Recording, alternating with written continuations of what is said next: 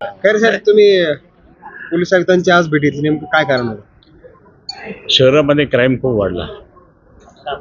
रोज murder व्हायला लागलं. परवा दिवशी 2 मर्डर झाले. आता एका अंत्यविधीला मी जाऊन आलो त्या मुलाच्या. एक क्वालिफाईड मुलगा त्या ठिकाणी तो रात्रभर म्हणजे वर्क फ्रॉम होम करायचा. तर तिकडचे फॉरेनवाले ते रात्रीच हे करायचं, पण तो नंतर मग काहीतरी जेवण करायला गेला होता. तर तिथे मारामारी त्याने तो सोडायला गेला, तर त्यालाच मारून टाकला. म्हणजे अशा पद्धतीने त्या ठिकाणी ड्रग्स जे असतात, बटनवाले, गांजावाले, हे सगळे इतके मोठ्या प्रमाणात चालले, त्याच्यामुळे ते क्राईम वाढत गेलं. आणि तो क्राईम जर वाढायला लागला तर मर्डर पण चालले ना आता.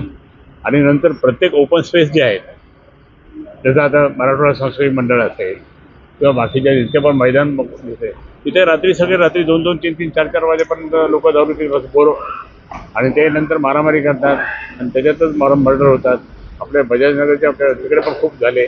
आणि दुसरी गोष्ट म्हणजे एकतर असं बसतात, भांडणं करतात आणि लगेच मारून जातात आणि ते पळून जातात. बरं, आपल्या संभाजीनगर शहरामध्ये सगळीकडे CCTV बसवलेले आहे स्मार्ट सिटीमधून, मग त्याचा उपयोग का नाही होत? त्याचा उपयोग झाला पाहिजे ना. आणि म्हणून ह्या सगळ्या गोष्टीसाठी जे कोणाचा प्लॉट समजा यांचा असेल तर त्याच्यावर दुसरं कोणते अतिक्रमण करतो, एक क्राईम. महिलांची चेन असं ओढून घेतात, ते एक दुसरं क्राईम. त्या धक्काबुक्की करतात महिलांना, तो एक क्राईम. म्हणजे सगळे क्राईम त्या ठिकाणी खूप वाढत चालले. म्हणून त्या ठिकाणी कुठेतरी त्या ठिकाणी का नागरिक आम्हाला विचारायला लागले की आता परत त्या ठिकाणी क्राईम या शहरामध्ये त्या ठिकाणी व्हायला लागले, मग शहर आम्ही इथून सोडून जायचं का? तर हा खूप मोठा प्रश्न निर्माण झालेला आहे. म्हणून आम्ही आज पोलीस आयुक्तांची चर्चा केली.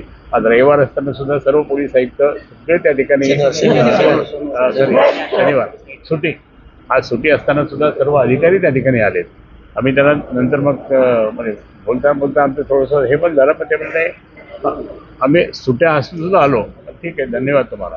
कारण एकतर काय झालं की ह्या सगळ्या याच्यातून सगळे जे DCP मंडळी असतील त्यांनी सांगितलं आम्हाला तुम्ही सांगत जातो काय डायरेक्टली फोनवर, किंवा आयुक्तांनी सुद्धा सांगितलं की आम्हाला तुम्ही डायरेक्ट बोलत जा. म्हणजे काय आता ह्या ताईंनी त्या ठिकाणी कोणाचं नाव सांगितलं पण इथं असंच चाललंय, तर ते पोलीसवाले काय करतात, यांचं नाव सांगून ते मारामारी करायला यांच्या घरावर दगडफेक करतात.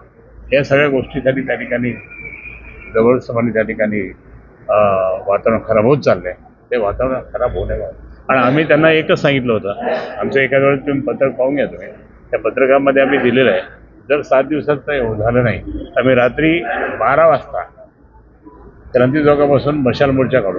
रात्री 12 वाजता, कारण रात्री सगळे धंदे चालतात नाही, रात्री 12. पण आयुक्तांनी सांगितलं की तुम्हाला त्याची वेळ येणार नाही, त्याच्या आधी आम्ही हे करू. ट्रॅफिकमध्ये सुद्धा खूप अडचणी आहे.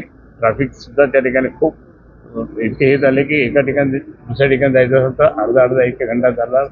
ट्रॅफिक, पुढे नियोजन नाही तिथे. त्यांनी सांगितलं आम्ही ते नियोजन करू. 1 वे ट्रॅफिक जे जुने होते ते सुद्धा लागू करू असं त्यांनी सांगितलं. ओके, धन्यवाद.